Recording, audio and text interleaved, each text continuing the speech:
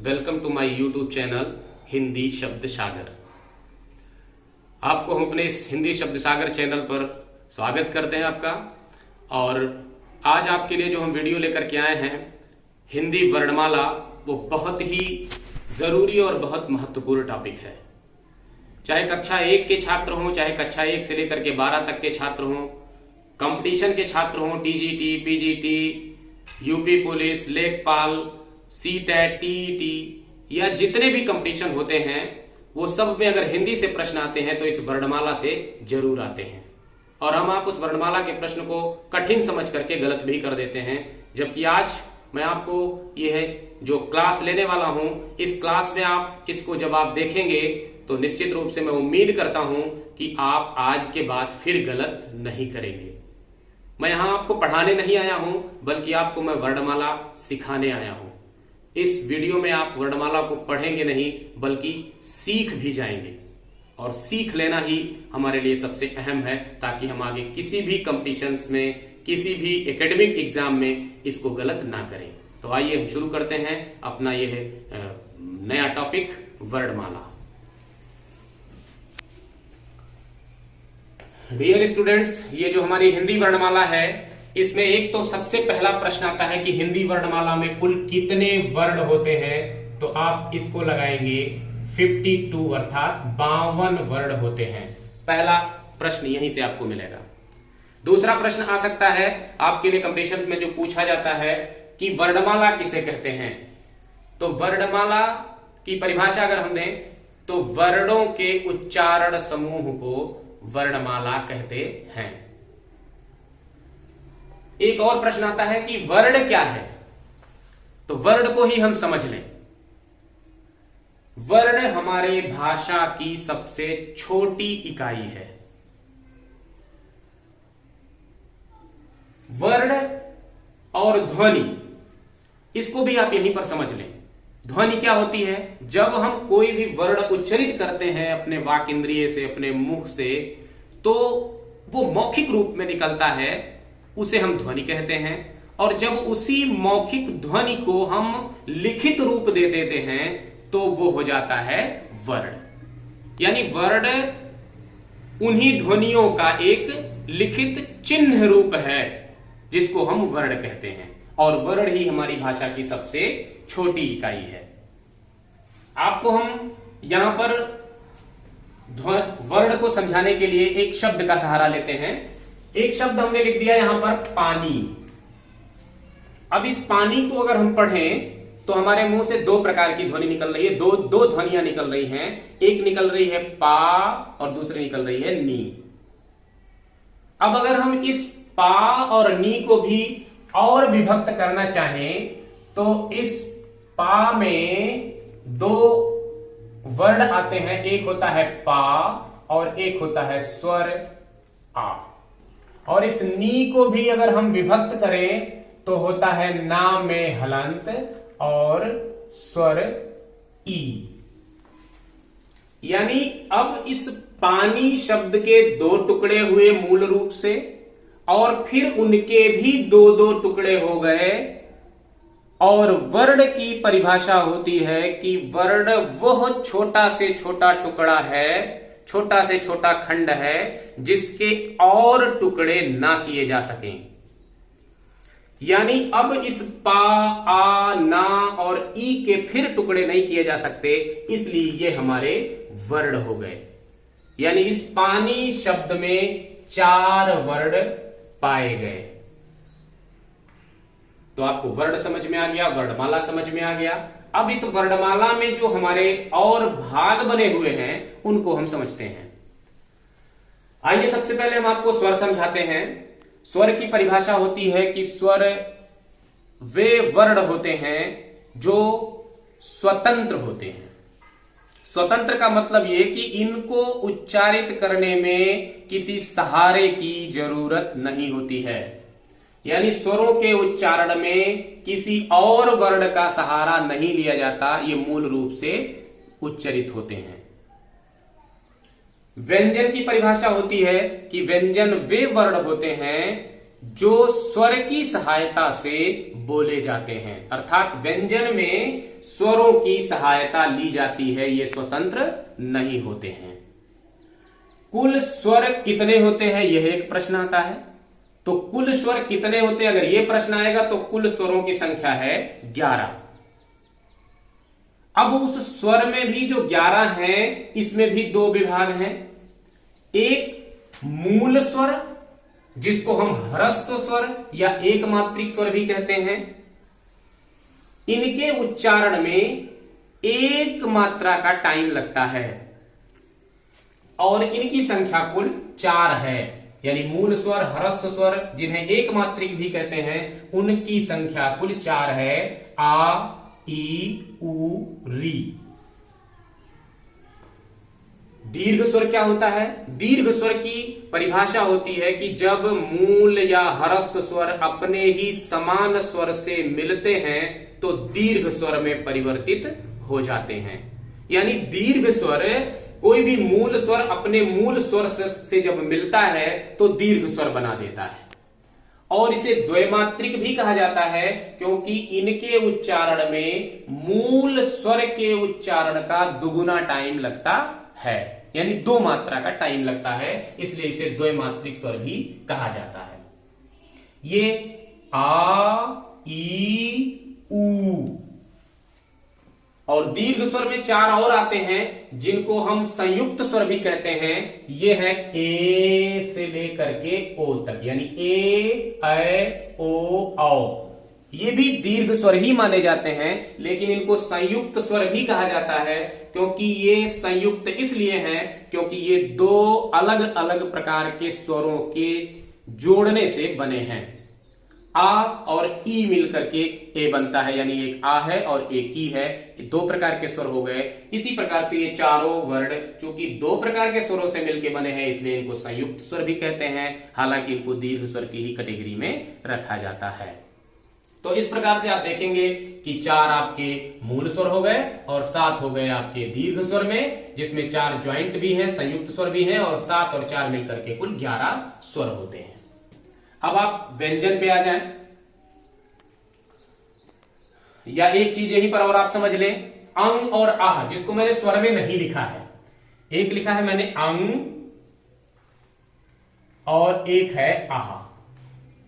इनको मैंने व्यंजन में ना लिखा ना स्वर में लिखा। इनको इसलिए स्वर और व्यंजन में नहीं लिखा गया क्योंकि इन्हें ना स्वर कहा जाता है और ना ही इन्हें व्यंजन माना जाता है, बल्कि इन्हें एक और नाम दिया गया है, अयोगवाह। अयोगवाह। इन्हें अयोगवाह क्यों कहा जाता है? क्योंकि इनका योग ना तो व्यंजन में है और ना ही स्वर में है, बल्कि इनका योग दोनों में नहीं है, लेकिन फिर भी ये साथ हैं। और अयोगवाह का मतलब ही यही होता है कि योग ना होने पर भी जो साथ रहे, अर्थात इनको इसीलिए अयोगवाह कहा जाता है। व्यंजन की तरह ये स्वर के पूर्व नहीं आते, इसलिए व्यंजन नहीं है, और ये स्वर भी नहीं है। ये स्वर व्यंजन के स्वर के पूर्व नहीं बल्कि स्वर के बाद आते हैं, इसलिए इनको व्यंजन की कैटेगरी में भी नहीं रखा जा सकता। इसलिए ना ये स्वर है ना व्यंजन है, बल्कि इनको कहा गया अयोगवाह। और इनकी कुल संख्या है 2, यानी 11 स्वर हो गए और 2 अयोगवाह। अब आइए आप व्यंजन पर। व्यंजन में 5 वर्ग बना दिए गए हैं, का, खा, गा, घा, अंगा। ये का वर्ग माना जाता है। च, छा, जा, झा, इया, ये चा वर्ग। टा, ठा, डा, ढा, अड़ा, टा वर्ग। ता, था, दा, धा, ना, ता वर्ग, ता वर्ग। और पा, फा, बा, भा, मा, पा वर्ग। ये जो 5 अक्षरों का एक 5 पंक्तियों का जो वर्ग बनाया गया है, इस पहली पंक्ति का जो पहला अक्षर है वही मिला करके एक वर्ग बन गया। अर्थात का है तो का वर्ग, चा है तो चा वर्ग, टा है तो टा वर्ग, ता है तो ता वर्ग, और पा है तो पा वर्ग। इस प्रकार से 5 वर्ग बन गए और 5 वर्गों के कुल अक्षरों की संख्या हो जाती है 25। और इनको इन 25 अक्षरों को एक अलग विभाग बना दिया गया, इनको कह दिया गया वर्गीय व्यंजन। वर्गीय व्यंजन ये 5 वर्ग के हैं, इसलिए इनको वर्गीय व्यंजन कहा गया। इनको एक और नाम दिया जाता है स्पर्श व्यंजन। स्पर्श व्यंजन इसलिए इन्हें कहा जाता है क्योंकि इनके उच्चारण में हमारी जिह्वा उच्चारण स्थानों को स्पर्श करती है, इसलिए इन्हें हम स्पर्श व्यंजन कहते हैं। प्रश्न आता है कि स्पर्श व्यंजन कितने हैं, तो आप लिखेंगे स्पर्श व्यंजन 25 हैं। प्रश्न आता है कि स्पर्श व्यंजन निम्न में से कौन है, तो आप उसके लिए ऐसे समझ लें कि का से लेकर के मां तक एक छोटी सी ट्रिक समझ लीजिए। का से लेकर के मां तक, का मां कम, कम, ये ट्रिक आप याद रखिए। यानी का से मां तक ये सब अक्षर किसमें आ जाएंगे, स्पर्श व्यंजन में। विकल्प में दिया हो और आप समझ लें कि का से मां तक का अगर कोई अक्षर है और पूछा है कि इसमें से कौन स्पर्श व्यंजन है, तो आप उसको बड़े आराम से लगा सकते हैं। या कौन नहीं है तो इसमें से जो नहीं होगा तो नहीं है। इस प्रकार से आप उसको टेस्ट कर सकते हैं। ट्रिक याद रखिएगा, कम, का से मां तक ये सब स्पर्श व्यंजन है। 25 अक्षर इसमें आ गए। आइए अब हम आगे बढ़ते हैं। या, रा, ला, वा, ये जो 4 अक्षर हैं इनको हम अंतस्थ कहते हैं। अंतस्थ इसलिए कहते हैं क्योंकि ये इनका उच्चारण इन उच्चारण स्थानों के सहयोग से होता है, इनके मिलाने से होता है। इनको एक और नाम दिया गया है अर्ध स्वर, क्योंकि ये कभी कभी स्वर का भी काम करते हैं, इसलिए इनको अर्ध स्वर भी कहा गया है। इनकी संख्या कुल है 4। ऊष्म, शा, शा, सा, हा, ये 4 अक्षर ऊष्म कहे जाते हैं, ऊष्म व्यंजन कहे जाते हैं। इसलिए इन्हें ऊष्म व्यंजन कहा जाता है क्योंकि इनके उच्चारण में एक जो हमारे अंदर से वायु निकलती है वो ऊष्म वायु निकलती है, घर्षण से निकलती है, इसीलिए इनको हम ऊष्म व्यंजन कहते हैं। अब ये तो हो गए मूल व्यंजन, यानी 25 ये हो गए स्पर्श व्यंजन, 4 अंतस्थ हो गए और 4 ऊष्म हो गए। 25, 4, 29 और 4, 33 ये हमारे मूल व्यंजन माने जाते हैं। अब कुछ व्यंजन हमारे यहां ऐसे हैं जो 2 व्यंजनों से मिलकर के बने हैं, 2 वर्णों से मिलकर के बने हैं, उनको हम संयुक्त व्यंजन कहते हैं और उनकी संख्या हमारी हिंदी वर्णमाला में है 4। एक है छ, एक है त्रा, एक है ज्ञा और एक है श्रा। अब ये जो छा है ये संयुक्त व्यंजन है और ये 2 वर्णों के संयोग से मिलकर के बना है। एक है का पर हलंत और मूर्धन्य शा। त्रा, ता में हलंत और रा। जा में हलंत और इया से मिलकर के बनता है ज्ञा। शा, तालव्य शा में हलंत और रा से मिलकर के बनता है श्रा। तो ये 4 हमारे हो गए संयुक्त व्यंजन। अब हमारे यहाँ 2 नए व्यंजन हैं, जो 2 नई ध्वनियां हमारे हिंदी वर्णमाला में आई हैं जो संस्कृत में नहीं हैं।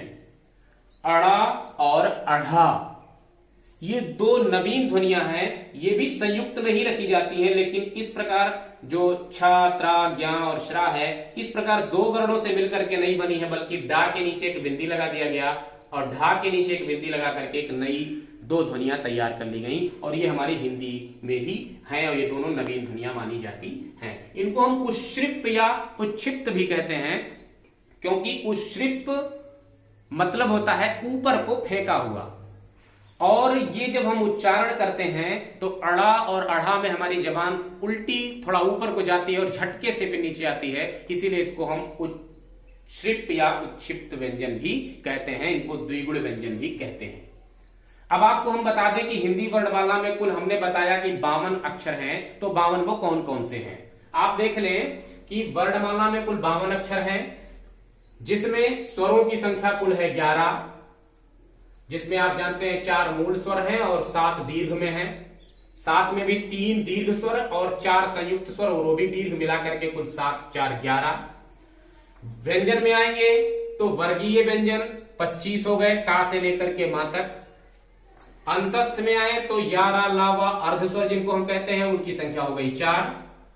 ऊष्म व्यंजन जिनकी संख्या हो गई 4, संयुक्त व्यंजन जिनकी संख्या हो गई 4 और द्विगुण व्यंजन ये भी संयुक्त ही हैं, इनकी संख्या हो गई 2। अब आप टोटल जोड़ लें तो यहां पर 25 व्यंजन, ये 4, 25, 4, 29, 29, 4, 33, 33 और 4 संयुक्त व्यंजन हो गए आपके 25 4 29 4 33 4 37 और 2 हो गए आपके द्विगुण व्यंजन 39 और 2 हो गए आपके अयोगवाह 41 और 11 स्वर 41 और 11 52। यही हमारी हिंदी वर्णमाला के कुल 52 अक्षर हैं।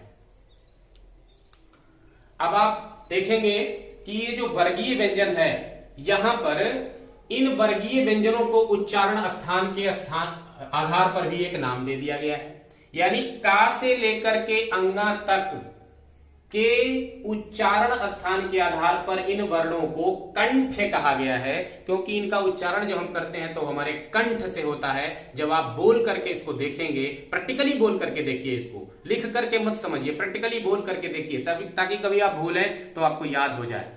का, खा, गा, घा, अंगा जब हम बोलते हैं तो हमारे कंठ से निकलती हुई आवाज प्रतीत होती है, इसलिए इनको हम कहते हैं कंठ।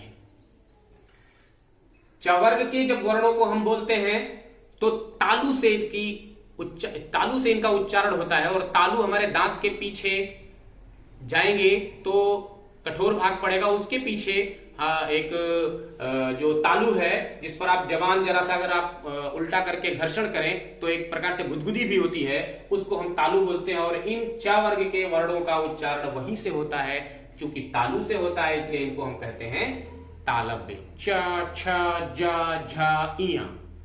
इस प्रकार टा वर्ग के वर्ण मूर्धा से उच्चरित होते हैं। मूर्धा तालु और दांत के बीच का कठोर भाग होता है, और वहां पर हमारी जिह्वा स्पर्श करती है जब हम इनका उच्चारण करते हैं। ट, ठ, ड, जीवा का नोक जाके तालु पे मूर्धा पे टच करता है, छूता है, स्पर्श करता है, इसलिए इसको हम मूर्धन्य कहते हैं। ता से लेकर के ना तक ता, था, दा, धा, ना, ये दंत्य वर्ण हैं। इनका उच्चारण जब हम करते हैं तो हमारी जिह्वा दांत में जाकर के स्पर्श करती है, इसलिए हम इन्हें दंत्य वर्ण कहते हैं। और पा से लेकर के मा तक पा, फा, बा, भा, मा, ये तो बड़े ही विचित्र वर्ण हैं। इनको ओष्ठ कहा गया है, और इनको ओष्ठ इसलिए कहा गया है क्योंकि इनका उच्चारण बिना दोनों ओठों को सटा करके आप कर ही नहीं सकते। पा दोनों ओठ सट जाएंगे, फा दोनों ओठ सट जाएंगे, अर्थात इनको जब हम उच्चरित करते हैं तो दोनों ओठ का सहयोग लेना पड़ता है, और इसीलिए इन पा से लेकर के मा तक के वर्णों को हम ओष्ठ वर्ण कहते हैं।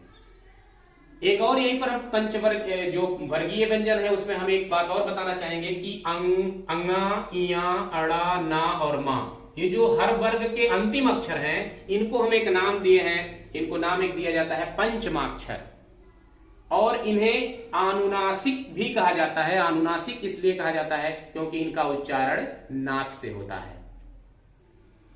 अब इसके अलावा भी इसमें बहुत सारी बातें हैं जो बताई जा सकती हैं, और उनके लिए अलग से हम वीडियो बनाएंगे आपको, इसलिए अभी इस पर हम चर्चा नहीं करते हैं। अभी इसमें बहुत सारी बातें बाकी हैं कि कौन से अल्प प्राण व्यंजन हैं, कौन से महाप्राण हैं, कौन से अघोष हैं, कौन से सघोष हैं। स्वरों में भी आप आएंगे तो आपको अग्र स्वर, पश्च स्वर, समवृत, विवृत, ये सब सारी कैटेगरी, इसको हम अगली वीडियो में समझते हैं। अभी आपको एक वर्णमाला की मोटी मोटी रूपरेखा हमने समझा दिया।